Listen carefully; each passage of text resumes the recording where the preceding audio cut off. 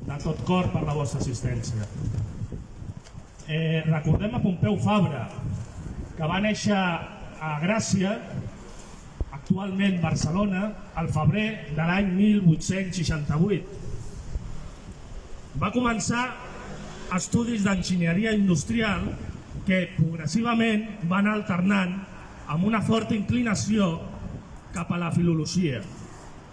El 1906 va participar en el primer Congrés Internacional de la Llengua Catalana amb la comunicació de qüestions d'ortografia. El seu prestigi intel·lectual en va sortir reforçat fins al punt que Prat de la Riba el va cridar per dirigir un projecte per la normalització lingüística. El 1913 va donar a conèixer les normes ortogràfiques, una llarga reforma ortogràfica promulgada per l'Institut d'Estudis Catalans. Va ser un gran admirador de la natura, la muntanya i tot el seu entorn.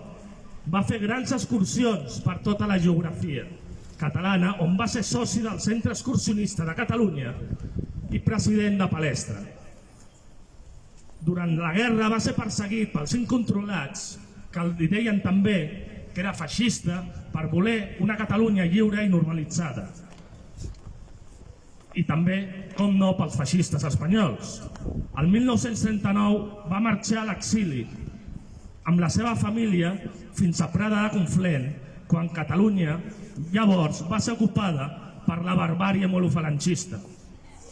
El mestre Fabra va ser el que va purificar el nostre llenguatge i va treballar amb entusiasme.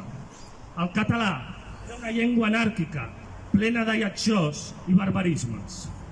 Llavors el nostre mestre Pompeu Fabra la feu una llengua alliberada de tota impuresa, de tota lletjor, per convertir-la en una de les llengües més afinades de la cultura universal.